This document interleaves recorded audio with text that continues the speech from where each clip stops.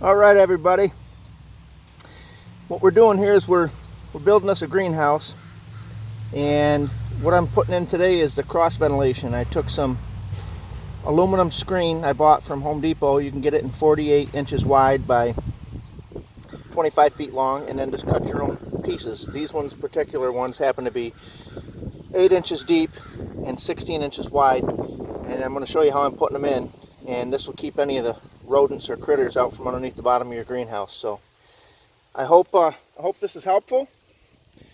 And just a side note, I don't care how you get your vegetables, but what we're doing here at the compound is we're growing our own vegetables so that there's no pesticides on them, and we're getting really good vegetables and good herbs, and that's why here we can keep our immune system strong.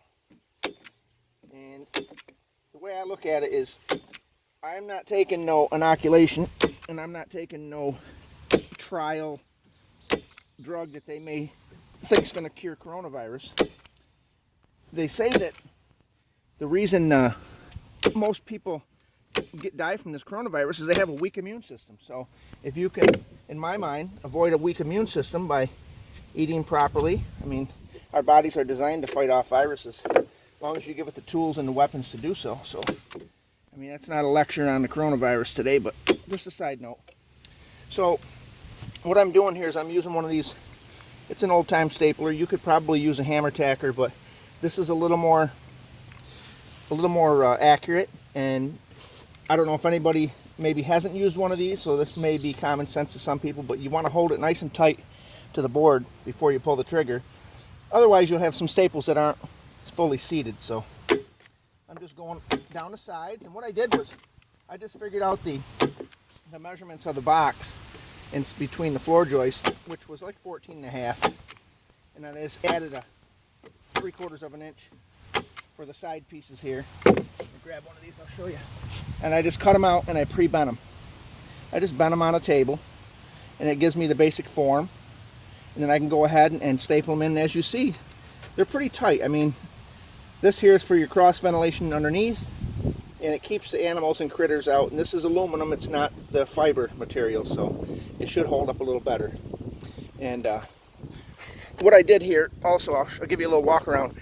I put the floor down 3.5 inches from the perimeter. This way here, when I build the walls, I'll be able to bolt them down. And if I ever have an issue with any of these floor beams, these floor joist boards, or not the joists, the actual top boards, I'll be able to remove them, cut them in half, pull them out of the greenhouse, and replace them.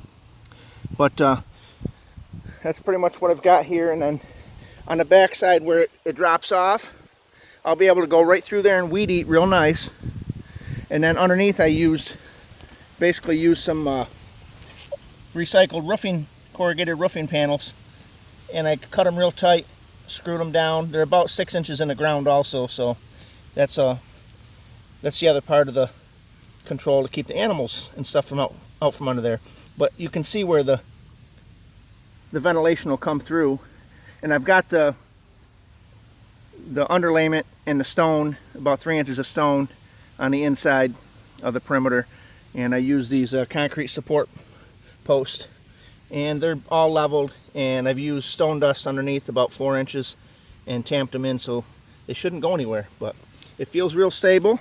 So if you get a chance and you're building a greenhouse, that's just a couple ideas. You can do it however you want, but I hope this helps anybody out there. If you got one idea out of it, it's useful for me to post. All right, you have a good day.